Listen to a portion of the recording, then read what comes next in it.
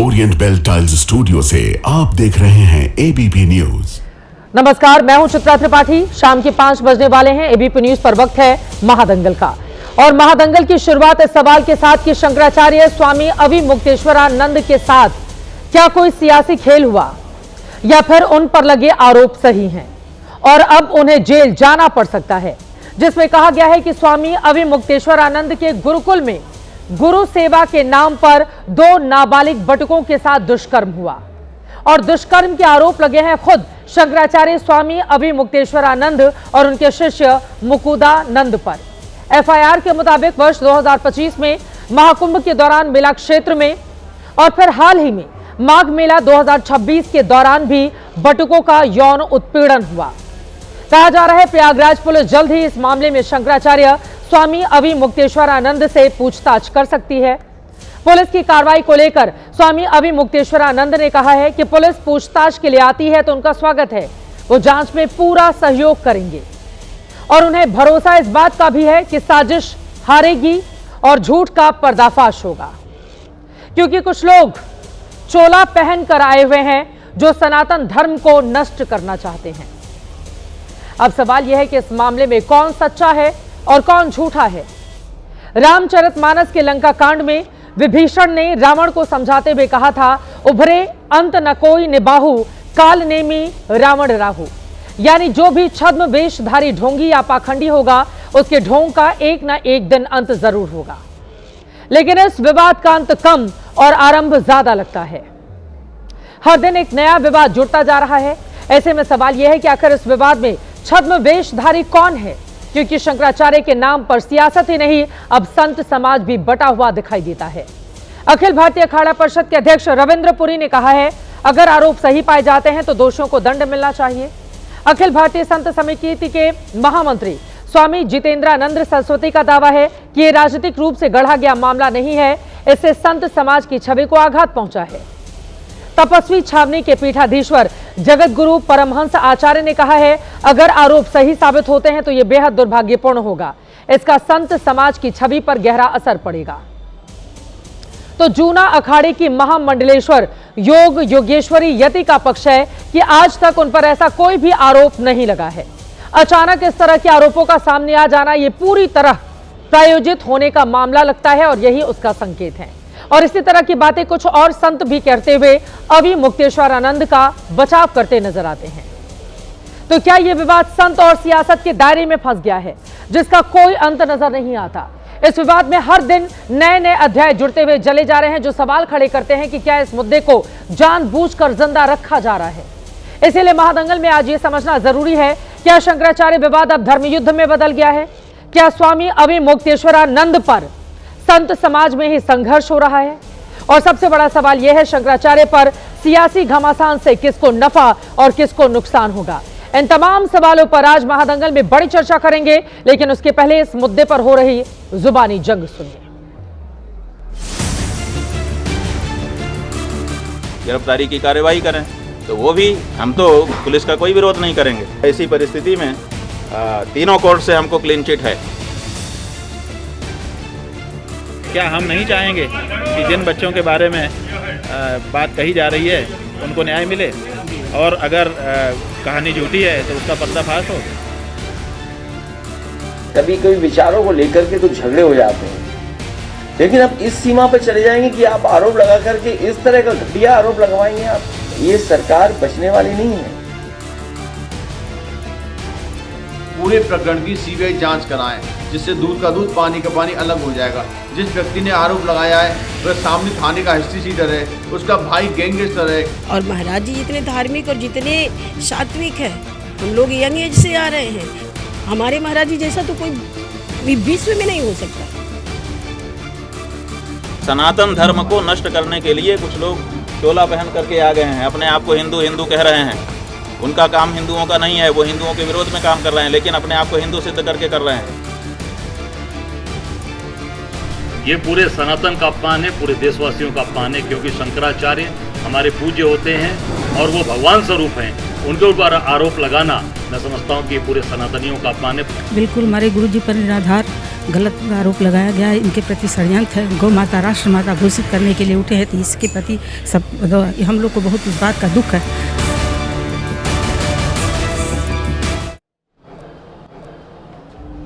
इसी मुद्दे पर चर्चा करने के लिए खास मेहमानों की मौजूदगी है। उनका तारुफ परिचय आपसे करवाते हुए चर्चा की शुरुआत करेंगे। हमारे साथ कांग्रेस पार्टी के राष्ट्रीय प्रवक्ता मुकेश नायक जी इस वक्त जुड़ चुके हैं। मलूक नागर जी, आप महासचिव हैं आरएलडी के, हमारे साथ मौजूद हैं। मनोज काका जी, प्रवक्ता समाजवादी पार्टी के, आपको टीवी स्क्रीन पर दिखाई दे रहे हैं। शंकराचार्य के साथ उनके समर्थन में स्वामी चक्रपाणी जी महाराज धर्मगुरु हमारे साथ जुड़ चुके हैं। हमारे साथ सुजाता पांडे जी राजनीतिक विश्लेषक है मौजूद हैं, और हमारे साथ गुरु मां कंचन गिरी जी जूना अखाड़ा की सरकार के पक्ष में अपनी बात रखने के लिए जुड़ेंगी। सभी का बहुत बहुत स्वागत है। मनोज काका जी, आपसे शुरुआत करते हुए आपको क्यों लगता है कि बड़ी साजिश रची गई है शंकराचार्य के खिलाफ इस पूरे मामले पर? हम लोगों को इसलिए लगता है चित्रा जी कि प्रत्यक्ष को किसी भी तरह के प्रमाण की कोई आवश्यकता नहीं होती है। संत के बारे में तो यह कहा गया है कि संत ने छोड़े संत ही कोटिक मिले या संत अब मलय भुजंग बेदिया शीतलता न तजन। संत का जो व्यवहार होना चाहिए वो संत किसी भी विषम से विषम परिस्थिति में भी अपने सात्विकता का, सच के साथ रहने का, धर्म का साथ नहीं छोड़ता है। संत कभी अमर्यादित आचरण नहीं करता है। और जो सरकार सच दिखा देने पर पत्रकारों, आपके जमात के लोगों तक को जेल भेज दे, जो सरकार सच बोल देने पे लोगों का घर गिरा दे, जो सरकार का मुख्यमंत्री अजय सिंह बिष्ट जाति देख करके लोगों के साथ न्याय करते हो, जो सरकार स्वजाति मंच के अपराधियों को प्रशस्ति पत्र देते हो, जिस सरकार में जेल से लेकर के और भी हाल ही में रामपुर के अदालतों तक में हत्याएं होती है, उस सरकार से सच की और धर्म की उम्मीद आप कैसे कर सकते हैं? जिस सरकार का शासक, जिस निजाम का तानाशाह ये समझता हो कि जो उससे असहमति हो, जो उसके बुराइयों की आलोचना करेगा, जो उसके बुराइयों को बोलेगा, उसे वो कुचल देना चाहता हो, क्या ये सच नहीं है कि उत्तर प्रदेश के महाकुंभ मेला में सैकड़ों लोगों की जान चली गई? आप तो वहीं पर किस तरह से बर्बरता हुई, उस सच को किसने नहीं स्वीकारा? उसको सच को नहीं स्वीकारने वाला एक झूठे व्यक्ति का नाम अजय सिंह बिष्ट है। उस भयावह और दर्दनाक हादसे को जिस संत ने ये कहा कि अरे यहाँ से तो मरने वाले लोग सीधे स्वर्ग चले गए, उसको तो जेल दे रहे हैं। सतुआ बाबा राम भद्राचार्य जो हमेशा अमर्यादित बयान देते हैं, जो महिलाओं तक को बताते हैं कि इंस्ट्रूमेंट है, एंजॉय फॉर इंस्ट्रूमेंट है, ऐसे संतों को तो आप अपना उनको धर्म संत, उनको राज संत बताते हैं, उनको पूरी दुनिया की आप उपाधि से नवाजते हैं। और जो संत आपके बुराइयों की आलोचना करे उसको जेल भेजना चाहते हैं। तो ये पूरा देश जानता है, ये इस देश ने बहुत बार तानाशाहों से लड़ा है, और इस बार उत्तर प्रदेश के तानाशाह का 2027 में अंत हो जाएगा। सुजाता पांडे जी, इस पर मैं आपका जवाब चाहूंगी। दरअसल टाइमिंग को लेकर बड़े सवाल खड़े हो रहे हैं कि अगर उन्होंने 2025 में भी महाकुंभ के दौरान यौन शोषण किया था, फिर माघ मेला में भी यौन शोषण किया, और जो इस पूरे मामले को उठा रहे हैं वो खुद कई आरोपों में घिरे हुए हैं सुजाता पांडे जी, तो सच सामने कैसे आएगा कि कौन झूठा है और कौन सच्चा है इस पूरे मामले पर? देखिए, जहां तक मैं पढ़ रही थी फैक्ट्स ऑफ द केस में, तो ये पूरा जो मामला है वो अदालत के द्वारा संचालित हो रहा है। इसमें सरकार का कोई हस्तक्षेप नहीं है। तो ये कह देना कि टाइमिंग के हिसाब से अदालत काम करे, तो हम अदालत पे भी सवाल शायद खड़े कर रहे हैं, जिसे हमें बचना चाहिए। ये मामला भी लंबित है, हमको नहीं पता कि सच का है। मैं एक सनातनी होने के नाते, आप पार्टी के छोड़ दीजिए, पॉलिटिक्स छोड़ दीजिए, लेकिन मैं सनातनी होने के नाते मैं ये कह सकती हूँ चित्रा जी कि आज जिस स्थिति पे हम पहुंचे हैं वो बहुत दुखद स्थिति है सनातन के लिए। एक तरफ वो योगी आदित्यनाथ है जिन्होंने राजधर्म कायम किया, राम मंदिर बनवाया, इन लोगों ने तो आज तक राम मंदिर के दर्शन करने नहीं गए, लेकिन दूसरी तरफ शंकराचार्य है जो सर्वोच्च पद पे, उन पे ऐसे गंभीर आरोप लग रहे हैं। तीसरी तरफ जो है ये सारा विपक्ष है जो इसको अपनी राजनीतिक रोटियां सेकने के लिए कर रहा है। आज यहाँ पे बड़े बड़े बात करें मनोज काका जी, इनसे पूछिए कि इनके वक्त में जो कुंभ हुआ था उस समय जो रेलवे स्टेशन पे जो लाशें बिछी हुई थी उसका क्या हुआ? उसके लिए जब आजम खान ने माफी मांगी थी तो तब उस बात पे क्या कहेंगे? ये कुंभ में गए, कुंभ में तो नहाए भी नहीं, दूर जाके नहाए, ये कुंभ की बात करते हैं। ये बात करेंगे कि ये 2015 में जब यही साबिर मुक्तेश्वर पे इन्होंने कैसे बर्बर लाठियां चलाई थी, ये वही लोग हैं जिन्होंने उस सरकार का समर्थन किया था, कांग्रेसी सरकार का, जिन्होंने जयंत सरस्वती को रात के 12 बजे दिवाली के दिन गिरफ्तार किया था ताकि वो जेल में सड़े, उनको अगले दिन बेल ना मिले। तो ये पूरा जो मामला है ना, सच बताऊं तो मुझे बहुत दुख के साथ ये कहना पड़ा कि जिस मोड़ पे ये आ गया है उससे किसी का भला नहीं होने वाला, ना संत समाज का भला होने वाला। क्योंकि संत समाज में देखिए आपके पैनल पे ही 2 लोग बैठे हुए जो बटे हुए दिखाई दे रहे हैं। ना किसी पार्टी का भला होने वाला है और ना ही सनातनियों का भला हो रहा है। मेरे जैसे लोग जो कि शंकराचार्यों को भी सम्मान देते हैं और उस सरकार को भी सम्मान देते हैं जो करना चाहूंगा बहन की बातों का। हाँ, जल्दी से मनोज काका जी, फिर मैं स्वामी चक्रपाणी जी के पास जाऊंगी। मलूक नागर जी भी आ चुके हैं। जल्दी देखिए एक तो यह है कि जो आरोप लगाया है वो आरोप लगाने वाले का भी इतिहास देखिए। उस पर 21 मुकदमे हैं। अटेम्प्ट टू मर्डर से लेकर के 420 का वो अपराधी है। उसकी हिस्ट्री सीटर है। और आप अपना इतिहास देखो। आपसे बड़ा सनातनी हूं मैं। आपसे बड़े सनातनी है हम लोग। आप सिर्फ टीवी की सनातनी हो सकती हैं। हम लोग सच माने के सनातनी हैं। मैं काशी में बैठ अपनी बारी में दोनों लोग चिल्लाइए, बोलेंगे समझ में नहीं आएगा। आप बीपी मत बढ़ाओ बहन, आप अपना बीपी मत बढ़ाइए। नहीं उस दिन की तरह आपके कान से खून निकलने लगेगा। आप बीपी मत बढ़ाइए। मर्यादा पुरुषोत्तम भगवान राम के मर्यादा पुरुषोत्तम भगवान राम हमें जो आता है आपको शायद आता होगा, लेकिन हम अपने धर्म पर राजनीति करना नहीं चाहते। राम की मर्यादा क्या है? राम की मर्यादा हम रोक गए हैं, आपको जानकारी नहीं है। राम हमारे हृदय में है, हमारे हृदय में है। सदैव हम लोग जाते हैं। आप राम मंदिर जाने से राम की पूजा नहीं हो जाती। आप नहीं जानती हो राम के बारे में। अपनी बारी में बोलेंगे, सब लोग बोलेंगे तो समझ में नहीं आएगा। अपनी बारी में बोलेंगे। स्वामी चक्रपाणी जी, अब मैं सीधे आपके पास आते हुए, सुजाता पांडे जी, आप ये कह रहे हैं इस हमाम में सभी नंगे हैं। अगर आप अपनी सरकार को कटघरे में खड़ा करना चाहती है तब तो बात अलग है। फिर तो सभी को एक ही, अगर सनातन धर्म की सरकार है जो दावा करती है, खुद भगवा वाले मुख्यमंत्री हैं और उनके नेतृत्व में अगर बटुकों के ऊपर लाठीचार्ज किया जाए, उनकी शिखा पकड़कर खींची जाए और उसके बाद टाइमिंग को लेकर यहाँ पर सवाल है ना। ऐसा नहीं है कि संत समाज में सभी बड़े पाक साफ हैं।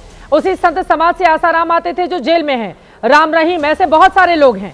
लेकिन जब हम एक ऐसे टाइमिंग पर किसी शंकराचार्य के ऊपर आरोप लगाते हैं तो फिर मंशा पर सवाल उठना लाजिमी है और इसे कोई इनकार नहीं कर सकता है। अब मैं सीधे स्वामी चक्रपाणी जी आपके पास आते हुए, आपको क्यों लगता है कि गलत तरीके से शंकराचार्य जी को फंसाया गया है? वो क्या लगातार बोल रहे थे सरकार के खिलाफ, गौ हत्या रोकने को लेकर उन्होंने बड़ा आंदोलन चला रखा है। क्यों आपको लगता है कि उनको फंसाया गया है पूरे मामले पर? चक्रपाणी जी। चित्रा जी, आप जानते हैं एक वरिष्ठ पत्रकार है कि पीछे कुछ साल पहले ही पूज्य जैन सरस्वती जी महाराज जो कांची कामकोटि पीठ के शंकराचार्य थे, उन पे भी आरोप लगा। कितने संगीन आरोप लगा, कितने वर्षों तक उनके केस मुकदमे चले और उसके बाद वो बाइज्जती बरी हो गए। किसी भी प्रकार का वो नहीं रहा। निश्चित रूप से कई बार ऐसे चीज़ें जानबूझ करके आरोप लगाए जाते हैं संतों पे, क्योंकि वो कार्य करता है राष्ट्र के धर्म की, गौ की रक्षा जब की बात करता है तो उस पर कई ऐसे व्यवधान आते हैं। देखो ये मामला बहुत संगीन है, बहुत दुर्भाग्यपूर्ण है। सभी के लिए ये दुर्भाग्यपूर्ण है कि एक हमारे धर्म गुरु पे इस प्रकार के इतने गंदे संगीन आरोप लगे हैं। लेकिन निश्चित रूप से मुझे पूरा विश्वास है, मैं पूज्य अभिमुक्तेश्वरानंद जी से आज से नहीं, मेरे 25 वर्षों से संबंध है और मुकुंदानंद जी महाराज को भी मैं जानता हूँ। सभी लोगों से मेरे बड़े अच्छे संबंध है और मैं दावे के साथ कह सकता हूं कि वो बहुत ही चरित्रवान है और बहुत ही साफ सुथरे लोग हैं। सिर्फ धर्म के और राष्ट्र के और गौ के लिए काम उन्होंने पूरे जीवन समर्पित किया। ऐसे में इस प्रकार से इनाम देना ये बहुत दुर्भाग्यपूर्ण है और जिन लोगों ने भी आरोप लगाया है, अगर वो सत्य नहीं होता है तो निश्चित रूप से उनको इसकी तो खामियाजा माननीय कोर्ट द्वारा भुगतना पड़ेगा। ठीक है, स्वामी जी के पक्ष में, ठीक है, शंकराचार्य जी के पक्ष में चक्रपाणी जी महाराज जो लोग अपनी बात कह रहे हैं उनका ये कहना है यूपी पुलिस निष्पक्ष जांच नहीं कर सकती है पूरे मामले की। जहां गैर बीजेपी शासित राज्य हैं वहां की पुलिस पूरे मामले की तफ्तीश करे या सीबीआई जांच की जाए। क्या आप भी समर्थन करते हैं इस बात का? देखिए, मैंने अभी मुक्तेश्वरानंद जी का बयान सुना। उन्होंने तो पूरे कानून और संविधान सम्मत तरीके से जांच के पक्षधर है। कोई भी जांच करे, देखिए हमें नहीं लगता उत्तर प्रदेश रामकृष्ण की धरती है और ऐसा कुछ नहीं हो सकता। मुझे पूरे न्याय व्यवस्था पे और एजेंसियों पे विश्वास है। कोई भी कहीं के भी हो जांच करने वाला, निश्चित रूप से इसमें पूज्य अभी मुक्तेश्वरानंद जी महाराज और जो हमारे दूसरे हैं मुकुंदानंद जी बिल्कुल बाइज्जत देखिएगा, बरी होंगे, दुनिया देखती रहेगी। हमारे साथ बाकी भी मेहमान जुड़े हुए हैं, लेकिन इस वक्त खुद हमारे साथ शंकराचार्य स्वामी अभिमुक्तेश्वरानंद जी महाराज जुड़ चुके हैं। आपका बहुत स्वागत है एबीपी न्यूज पर। इतने गंभीर आरोप आपके ऊपर लगे हुए हैं शंकराचार्य जी, अगर मेरी आवाज आप तक पहुंच पा रही हो, इस पर क्या जवाब है आपका? क्योंकि आरोप बेहद गंभीर हैं। कि अगर हमारे चरित्र में कोई गड़बड़ी होती तो ये बहुत गंभीर मामला होता, लेकिन हमारे चरित्र में कोई गड़बड़ी नहीं है और कोई दुष्ट व्यक्ति आकर के दूषित आरोप हमारे ऊपर लगा देता है।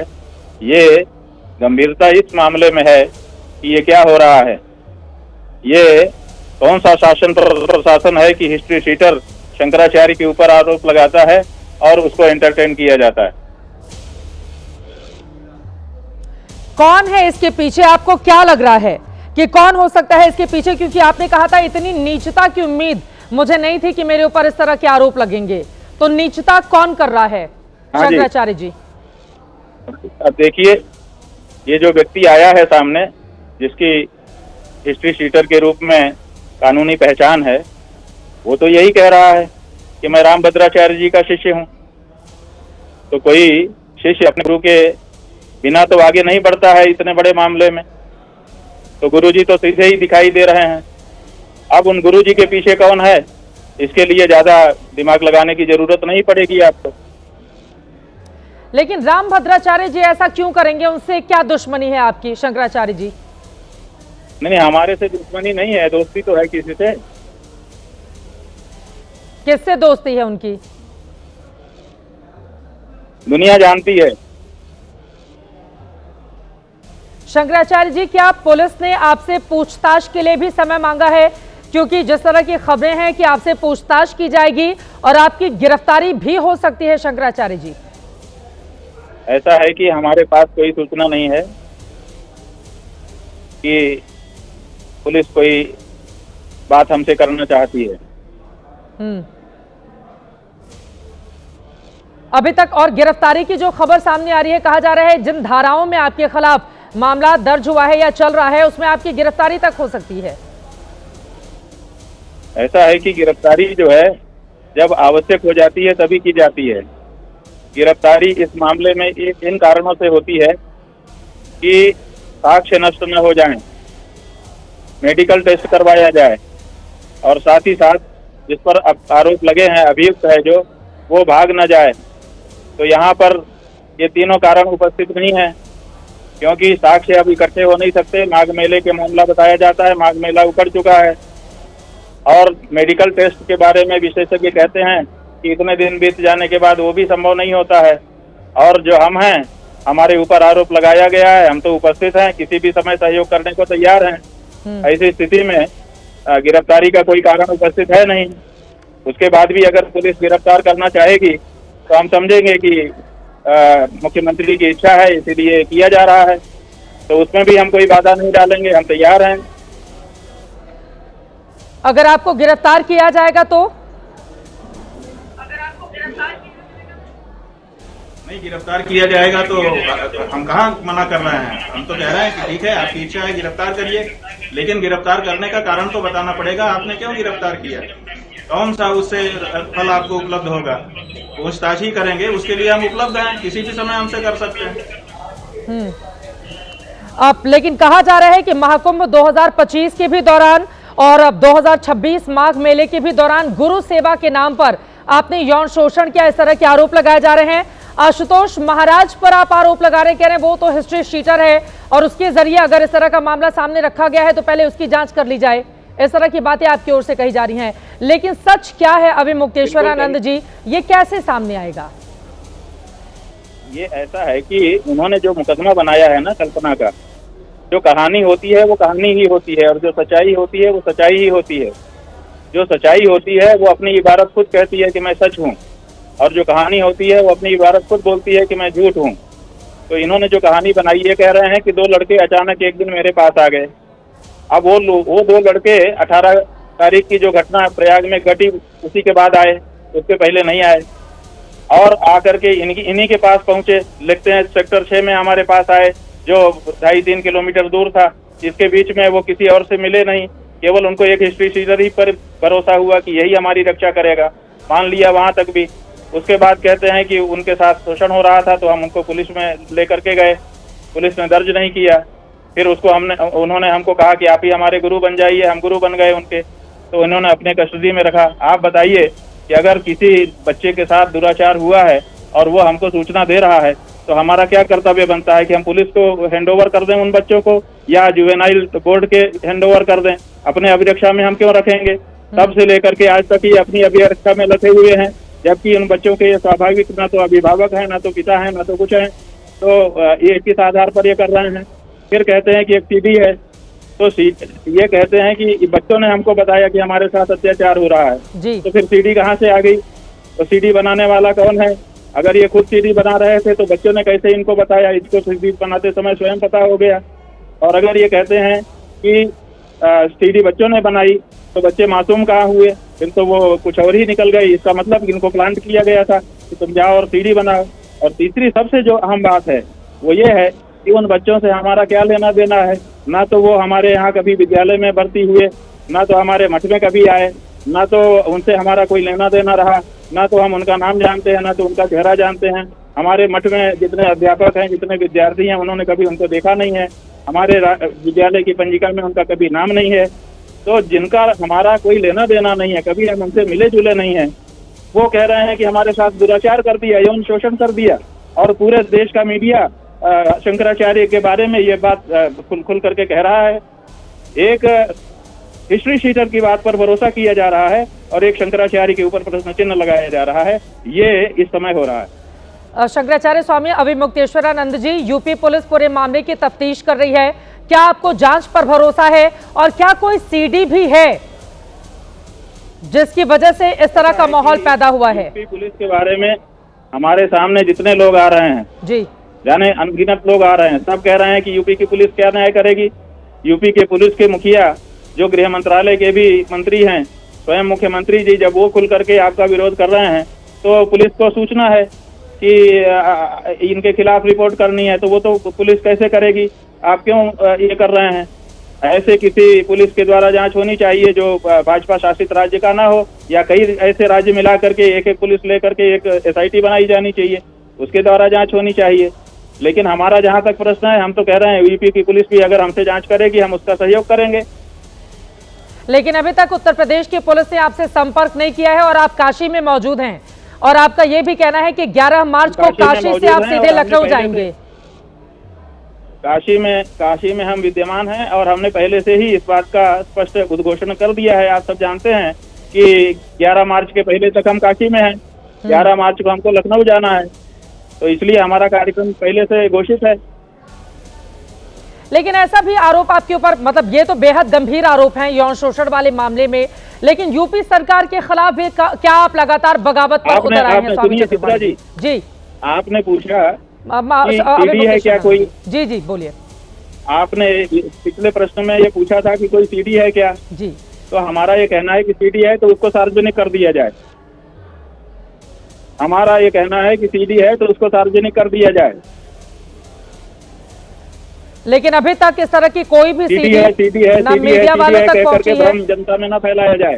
ठीक है, अगर ऐसी कोई सीडी है उसको तत्काल सार्वजनिक किया जाए, क्योंकि ये भ्रम फैलाने वाली बात है। कोई भी कैमरा संसार का अभी तक बना नहीं है जो दृश्य सर्जित कर दे। कैमरों में इतनी ताकत है कि सामने जो दृश्य होगा उसको कैप्चर कर लेंगे। जब हमारे जीवन में ऐसा दृश्य कभी बना ही नहीं है तो कौन सा कैमरा उसको रिकॉर्ड कर लेगा? इसलिए जो भी सीडी है वो तत्काल सार्वजनिक की जाए। ठीक है। जिन बच्चों की ओर से आरोप लगाए गए हैं, 21 फरवरी को उनका बयान कैमरे के सामने दर्ज हुआ है। जिनके ऊपर से आरोप आपके ऊपर लगाए गए हैं, क्या कभी भी उनसे आपकी मुलाकात हुई है? क्या चीज? जिन बच्चों ने आपके ऊपर आरोप लगाए हैं, क्या कभी भी आपने उनसे मुलाकात की है? आप उनको पहचानते हैं, आप उनको जानते हैं? नहीं, उन बच्चों को हम नहीं जानते हैं। वो बच्चे कभी भी हमसे मिले नहीं है। उन बच्चों से हमारी कभी बातचीत नहीं हुई है। उनका नाम भी हम नहीं जानते हैं। उनका चेहरा भी हमने जब उनका फोटो शपथ पत्र में आया तभी देखा है, इसके पहले हमने कभी नहीं देखा। लेकिन पूरे मामले की जब तक जांच नहीं हो जाती है, सच सामने नहीं आ जाता है, तब तक तो आप आरोपित हैं और आपके ऊपर इतने गंभीर आरोप लगे हैं। अब ये कानूनी लड़ाई कैसे लड़ेंगे आप? हम बिल्कुल लड़ेंगे, क्योंकि हमारे पास ऐसी कोई समस्या नहीं है। बहुत सारे वकील हमारे पास आए थे, उन्होंने प्रस्ताव किया कि हम आपका मुकदमा लड़ना चाहते हैं किसी प्रकार का शुल्क लिए बिना। तो हमने उनमें से कुछ लोगों को अनुमति दे दी है कि ठीक है, आप लोग इस बारे में काम करिए, तो वो कर रहे हैं। हमें कोई ऐसी बाधा नहीं है। लोग सहयोग कर रहे हैं हमारा। लेकिन इस मुद्दे पर संत समाज भी शंकराचार्य जी बटा हुआ नजर आ रहा है, मतलब पूरी तरह से संत समाज का समर्थन आपको प्राप्त नहीं है। खुद ही संत समाज को हम खुद ही जो है बांट रहे हैं, क्योंकि हम चाहते हैं कि जो संत के वेश में शैतान है वो अलग हो जाएं, और जो संत के वेश में संत हैं, अंदर से भी वही हैं, बाहर से भी वही हैं, वो कम से कम पहचान लिए जाएं। अब ये इसकी तो हमने धर्म युद्ध छेड़ ही दिया है। हम तो कह ही रहे हैं कि ऐसे लोग जो संत के वेश में असंत हैं वो अब चिन्हित हो जाने चाहिए। इसलिए दो खेमे में बंटना बहुत जरूरी है। जो संत होगा वो संतों के साथ खड़ा होगा, और जो संत के वेश में असंत होगा वो अपनी गोल अलग बढ़ाएगा। इसमें क्या बाधा है? वो तो होना ही चाहिए। उसी से सनातन धर्म जो है सुरक्षित रहेगा। अगर संत के वेश में असंत आकर के मिल जाएंगे तब तो सनातन धर्म समाप्त हो जाएगा। आशुतोष ब्रह्मचारी जी, जिन्होंने इतने गंभीर आरोप आपके ऊपर लगाए हैं, वो भी तो संत हैं शंकराचार्य जी। हाँ, संत के वेश में असंत हैं, हिस्ट्री शीट है उनकी पूरी। उनको अगर वो केवल वेश धारण कर लें, इतने मात्र से अगर संत हो जाते तो क्या बात थी? फिर तो जितने लोग भी चाहें वेश धारण कर लें। रावण भी तो वेश धारण करके गया था, कालनेमी भी तो वेश धारण करके गया था, राहु भी तो देवताओं का वेश धारण करके देवताओं की पंक्ति में बैठ गया था। उगरे हुआ अंत न होई निबाहु, कालनेमी जिम रावण राहु। कालनेमी, रावण और राहु का उदाहरण सनातन धर्मियों के सामने है। इन सब ने अपना वेश दूसरा बनाया था, लेकिन अंत में इनका वेश खुल गया, पता चल गया कि असल में ये क्या है। इसलिए जितने ये वेश वाले हैं, इनके वेश की हकीकत जनता के सामने आनी चाहिए। यही तो हम चाहते हैं, यही तो धर्म युद्ध है। और क्या धर्म युद्ध है? अधर्म धर्म के नाम पर जब धर्म के बीच में घुस जाए तो फिर उनको अलग करना पड़ता है। तो ये बात ही इसी की चल रही है। कुछ लोग आपके समर्थन में भी सामने आए हैं। एक फलाहारी महाराज हैं जिन्होंने पीएम मोदी को चिट्ठी लिखी है और आपके खिलाफ लगाए गए यौन उत्पीड़न के आरोपों की सीबीआई जांच से मांग की है, ये कहते हुए कि आपको फंसाया गया है। क्या सीबीआई जांच की मांग आपकी ओर से भी की जाएगी? ऐसा है कि वो जो महाराज जी हैं, हम उनका अभिनंदन करना चाहेंगे, लेकिन हम ये भी प्रश्न करना चाहते हैं कि सीबीआई की जांच किस आधार पर उन्होंने की है? सीबीआई भी तो केंद्र सरकार के ही अंडर में आती है, और केंद्र सरकार जिस पार्टी की है उसी पार्टी का तो यहाँ भी सरकार है। तो फिर क्या न्याय मिलेगा? इसलिए अगर मांग करना है तो सीबीआई जांच के मांग नहीं करना है। जो जांच करनी है वो है कि बीजेपी जिस प्रदेश में नहीं है उस प्रदेश की, एक प्रदेश की या सम्मिलित कई प्रदेशों की पुलिस जांच करे, उसकी टीम बने, तब तो वो निष्पक्ष जांच हो सकती है। अन्यथा सीबीआई की जांच की मांग कर दें और सीबीआई जांच उन्हीं के अंदर में है, सीबीआई भी वही रिपोर्ट दे देगी, क्या करोगे आप? इसलिए फलाहारी महाराज अगर शुद्ध मन से हैं तो उनको इसमें संशोधन कर लेना चाहिए। अभिनंदन है उनका कि वो लोग सच कहने के लिए खड़े हैं। अच्छा, मतलब आपको लगता है कि सीबीआई जांच तो केंद्र की ओर से कराई जाएगी तो वहां पर भी निष्पक्षता की उम्मीद कम है, इस वजह से सीबीआई जांच के आप पक्ष में नहीं हैं? ना, बिल्कुल नहीं है। ठीक है, अब ज्यादातर राज्यों में तो बीजेपी एनडीए की सरकार है, सीबीआई जांच के समर्थन में आप है नहीं, तो फिर आप अपनी लड़ाई लड़ेंगे कैसे शंकराचार्य जी? ये बड़ा सवाल है ना, क्योंकि आरोप बेहद गंभीर हैं और आपको आम लोगों को भी समझाना पड़ेगा कि जो आरोप आपके ऊपर लग रहे हैं, क्योंकि शंकराचार्य की पदवी पर बैठा व्यक्ति वो सिर्फ एक व्यक्ति नहीं होता है, वो सनातन की परंपरा का ध्वजवाहक होता है। ये अलग मामला है कि आपका मामला अभी कोर्ट में चल रहा है और पट्टाभिषेक को लेकर अभी होल्ड किया गया है, लेकिन जब तक आप उस पद पर बैठे हुए हैं तब तक सिर्फ वो एक व्यक्ति के लिए नहीं है। तो आप आम लोगों को कैसे समझाएंगे कि यौन उत्पीड़न के आरोप पूरी तरह से गलत हैं? क्योंकि अदालत वाला मामला तो बहुत लंबा खिंचता है, सालों सालों से न जाने कितने आरोपों के तहत मामला अभी अदालत में लंबित है। ऐसा है कि अगर किसी व्यक्ति को अपमानित करने के लिए, उसके सम्मान की हानि करने के लिए कानून का दुरुपयोग किया जाता है तो ये भी अत्याचार है, ये नहीं होना चाहिए। इसलिए देश की जनता चाहेगी कि अगर आरोप लगाया है तो इस पर कार्यवाही करके शीघ्रता से निर्णय करिए। ऐसा लगता है कि आपकी लड़ाई शंकराचार्य स्वामी अविमुक्तेश्वरानंद वर्सेस बीजेपी की योगी सरकार हो गई है। नहीं, हमारी लड़ाई जो है वो ऐसी नहीं है। हमारी लड़ाई सनातन धर्म की आत्मा गौ माता की रक्षा के लिए है। वो लड़ाई हम लड़ रहे हैं। उस लड़ाई में हर सनातन धर्मी हमारे साथ खड़ा हो रहा है। इसी से भयभीत होकर के जो लोग गौ माता की रक्षा नहीं करना चाहता है वो लोग हमारे ऊपर हमला कर रहे हैं, हर तरीका अपना रहे हैं, लेकिन ये चल नहीं पाएगा क्योंकि देश की जनता गौ माता की रक्षा चाहती है और अपने परंपरा से रक्षक, सनातन धर्म के रक्षक शंकराचार्यों की जो संस्था है उसकी रक्षा करना चाहती है। आज सब इनके हाथ में हो गए, ये हो गई संस्था, वो हो गई, सारी संस्थाएं इनके हाथ में हो गई। अब केवल एक शंकराचार्य संस्था बची है जो अभी भी बीजेपी के अंडर में नहीं गई है, ये हजूरी नहीं कर रही है। इसीलिए अब इनकी कोशिश है कि शंकराचार्य संस्था को भी हम अपने अंडर में ले लें। इसी के लिए ये सब हो रहा है, लेकिन ये सनातन धर्मी जनता ये नहीं होने देगी। अब शंकराचार्य स्वामी अविमुक्तेश्वरानंद जी, मेरा आखिरी आपसे सवाल है, यौन शोषण के आरोप यकीनन बेहद गंभीर हैं, लेकिन हाल ही में हमने देखा उत्तर प्रदेश की सरकार वर्सेस स्वामी अविमुक्तेश्वरानंद किस तरह से हुआ है। इसके पहले जब अखिलेश यादव की सरकार थी तो 2015 में आपके ऊपर लाठीचार्ज हुआ था। तो शंकराचार्य की क्या महत्वाकांक्षा है, वो क्या चाहते हैं? जब अखिलेश यादव की सरकार होती है तो आपकी लड़ाई हो जाती है, योगी की सरकार है तब आपकी लड़ाई हो जाती है। आपकी क्या महत्वाकांक्षा है? शंकराचार्य की कोई महत्वाकांक्षा नहीं है। शंकराचार्य का पद इस देश में सबसे बड़ा पद है। इस देश में राजनीतिक रूप से सबसे बड़ा पद राष्ट्रपति का माना जाता है, वो भी इस पद का सम्मान करते हैं। ये पद सार्वभौम पद है और इससे बड़ा संसार में कोई दूसरा पद है नहीं, इसलिए हमारी कोई महत्वाकांक्षा नहीं है। लेकिन इस पद पर बैठने के बाद सनातन धर्म की रक्षा का जो भार हमारे ऊपर है उसके लिए हमको कार्य करना पड़ता है और उसके लिए हम कार्य कर रहे हैं। आखिरी सवाल, आपको लग रहा है कि आरोप मुक्त हो जाएंगे और आपको ये लग रहा है कि दो नाबालिग फिर आकर आपके खिलाफ बयान क्यों देंगे? महाराज जी, बात यह है कि क्यों देंगे, क्यों दिया, यही तो इस केस से स्पष्ट होना है। आज नहीं तो कल वो बात साफ हो जाएगी। और सूरज जो है वो अपनी जगह पर रहता है, बादल आते हैं, थोड़ी देर के लिए ढक लेते हैं। कुछ लोग सोच सकते हैं अरे ढक गए गए गए, लेकिन ऐसा कुछ नहीं है। ये सत्य सनातन धर्म की पीठ है, सदा से सनातन धर्म की रक्षा इसने की है और सनातन धर्म ने इस पीठ की रक्षा की है। धर्मो रक्षति रक्षिता का मंत्र जो है वो यहाँ लागू होता है। हम इस पीठ पर बैठ करके सनातनियों के हित की रक्षा करते हैं और सनातनी इस पीठ की रक्षा करते हैं, मर्यादा की रक्षा करते हैं। चले ठीक है, इस लड़ाई को आप किस रूप में लड़ेंगे इस पर हमारी नजर लगातार बनी रहेगी। बहुत बहुत धन्यवाद शंकराचार्य स्वामी अविमुक्तेश्वरानंद जी, एबीपी न्यूज से जुड़ने के लिए और इस मुद्दे पर बातचीत करने के लिए। बेहद गंभीर आरोप लगे हैं, लेकिन उनका ये कहना है कि साजिश के तहत उनको फंसाने का काम किया गया है। पूरी तरह से आरोप मुक्त होकर वो निकलेंगे। इसी के साथ ही साथ वो ये भी कहते हैं कि जो बीजेपी शासित राज्यों की पुलिस है, चाहे वो उत्तर प्रदेश की पुलिस हो या किसी और राज्य की, उस पर उनको कतई भरोसा नहीं है।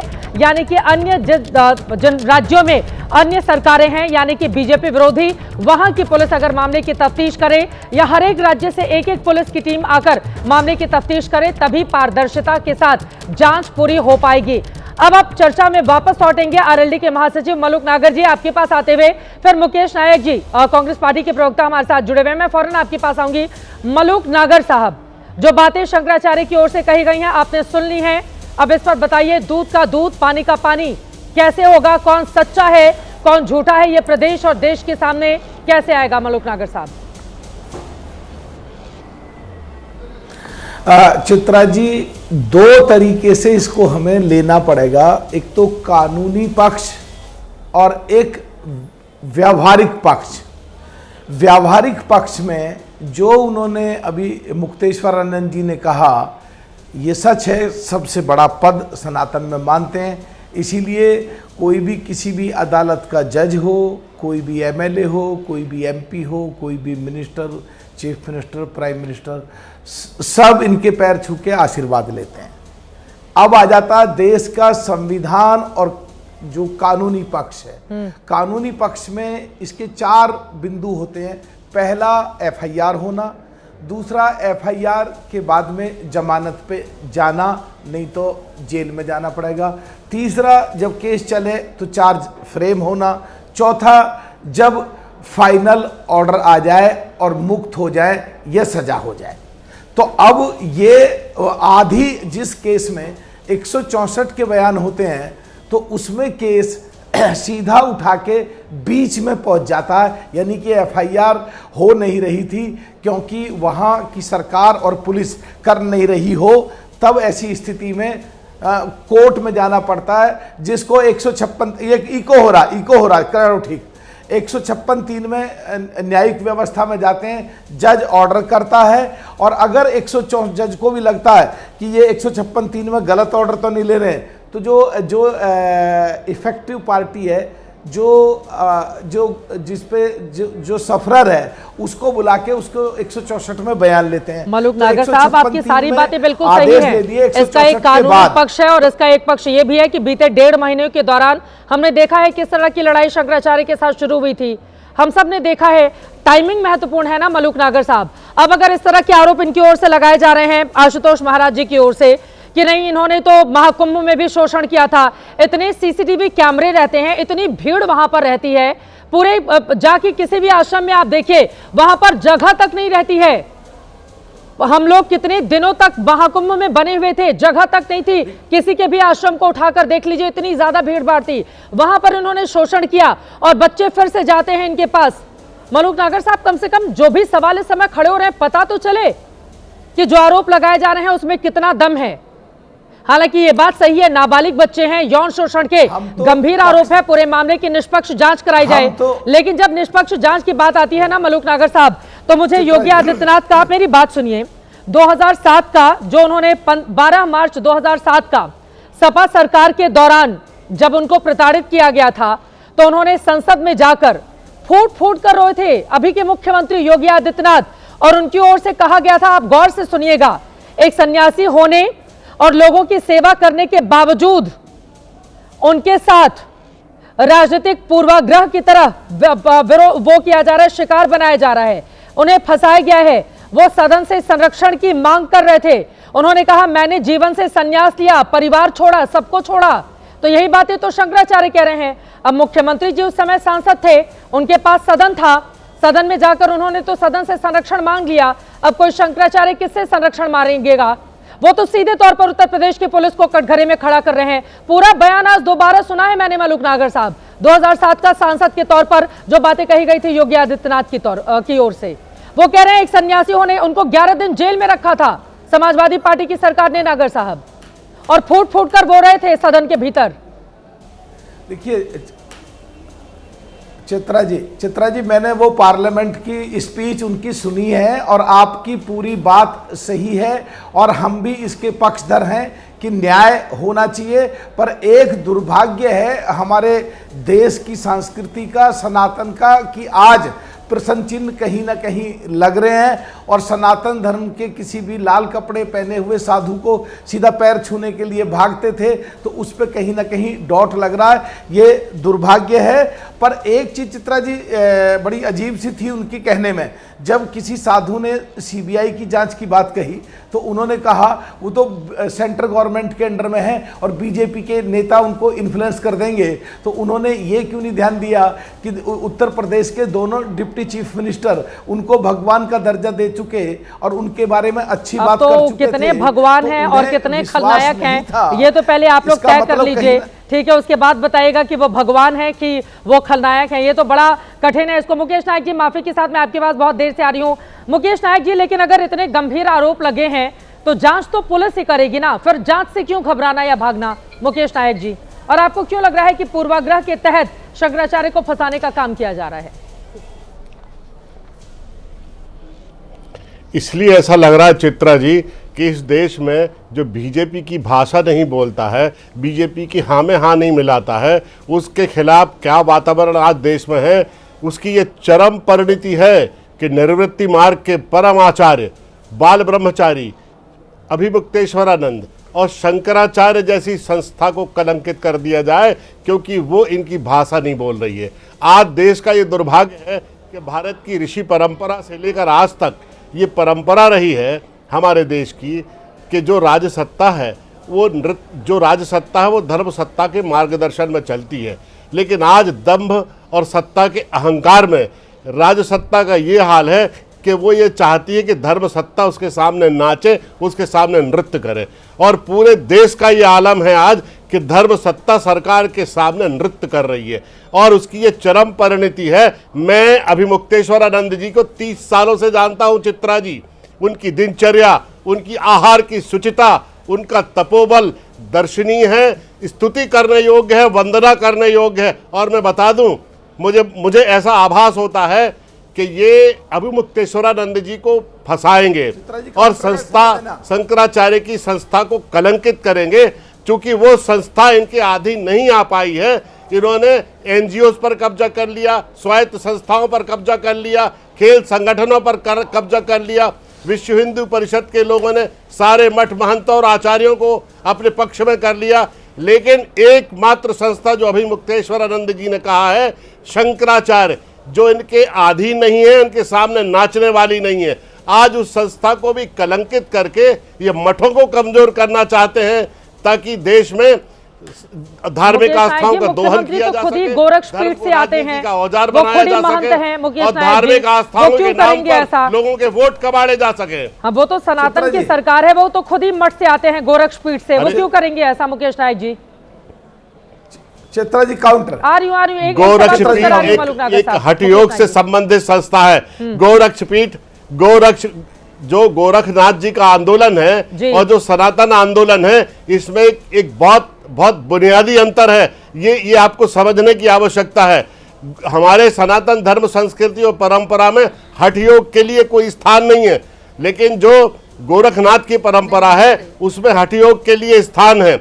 और ये हठयोग कभी कभी अपने दंभ में, अहंकार में और सत्ता के मद में चूर होकर इतनी चरम स्थिति में पहुंच जाता है कि ये हमारी जो सर्वोच्च संस्था है सनातन धर्म, संस्कृति और परंपरा की, उसको कलंकित करने पर तुल जाता है। आज कभी मैंने अपने जीवन में नहीं सोचा था कि एक टेलीविजन पे बैठालकर हमारे शंकराचार्य से ये पूछा जाएगा कि आप पर इतने यौन शोषण के गंभीर आरोप लगे हैं, आप क्या कहना चाहते हैं? बस इतना ही तो चाहते थे योगी जी कि ये ऐसी दयनीय स्थिति में हमारी इस इंस्टीट्यूशन को, हमारी इस संस्था को पहुंचा दिया जाए। उसमें वो सफल हो गए। मलूक नागर जी, देखिए, एक तो चित्रा जी एक इको हो रहा, जरा ठीक कराओ। चित्रा जी, एक तो बहुत ही अच्छी बात है कि कांग्रेस को कम से कम देर से आई पर समझ आई कि सनातन धर्म के बारे में ये सोचने लगे और ये बात कर रहे हैं और ये प्रशंसा कर रहे हैं। स्टालिन साउथ में लगातार सनातन धर्म के खिलाफ बोलता है, इनके सो कॉल्ड इंडिया गठबंधन में, और 3 साल इनका अध्यक्ष पद खाली रहने के बाद जिस दिन, आप चित्रा जी पूरा वीडियो निकलवा लो पीछे के फुटेज, कि जिस दिन उन्होंने पद संभाला, आते ही सनातन धर्म के वे खिलाफ बोले। अब से पहले ये केवल चुनावी हिंदू होते थे, चुनाव के समय में यज्ञोपवीत पहनते थे, वो भी कपड़ों के बाहर, अंदर के बजाय। तो कम से कम आज ये माहौल में, जहां साधुओं और देश के लिए तो थोड़ा सा डॉट लग रहा है इस भारतीय संस्कृति और सनातन पर कांग्रेसियों को अकल आ गई, कांग्रेसियों को समझ आ गई, कांग्रेसी सनातन धर्म के रास्ते पे आ गए। ये पूरे देश ने जरूर देख लिया है। अगर इन पर कब आएंगे मलूक नागर साहब? और स्वच्छ मन से अगर ये कह रहे हैं, वो तो रास्ते पर आ गए, आप रास्ते पर कब आएंगे? एक काम करो भैया, आप भी रास्ते पर आ जाओ। हम तो पहले से ही सनातन धर्म को मानते थे चित्रा जी, हम तो पहले से ही सनातन धर्म को मानते थे। हम तो स्टालिन के खिलाफ बोलते थे, हम तो इनके राष्ट्रीय सवाल पूछा जा रहा है शंकराचार्य पर, मलूक नागर साहब जा रहे हैं स्टालिन पर। इसी से समझ में आ गया कि आपके पास इस सवाल का जवाब है भी या नहीं है। फिलहाल के लिए बहुत धन्यवाद सभी मेहमानों का इस चर्चा में शामिल होने के लिए। यकीनन शंकराचार्य के ऊपर बेहद गंभीर आरोप लगे हैं तो उन्हें जांच का सामना भी करना पड़ेगा। जांच जारी है, शंकराचार्य से पूछताछ हो सकती है और खबर आ रही है उनकी गिरफ्तारी भी हो सकती है। लेकिन इन सब के बीच जो टाइमिंग है शंकराचार्य के ऊपर लगे आरोपों की, वो टाइमिंग भी अपने आप में बहुत सारे सवालों को लेकर इस समय खड़ी हुई है। सवाल ये कि शंकराचार्य को क्या वास्तव में फंसाया जा रहा है, और अगर फंसाया जा रहा है तो इसके पीछे कौन से लोग हैं? 2 अलग अलग पक्ष हैं, संत समाज भी इस पर बटा हुआ नजर आ रहा है। अब शंकराचार्य के मामले में आगे किस तरह की खबर निकलकर सामने आती है, क्या उनकी होती है गिरफ्तारी, हर एक जानकारी, खबर आप तक पहुंचाते रहेंगे। महादंगल में अभी के लिए दीजिए इजाजत। देश और दुनिया की तमाम खबरों के लिए आप देखते रहिए एबीपी न्यूज।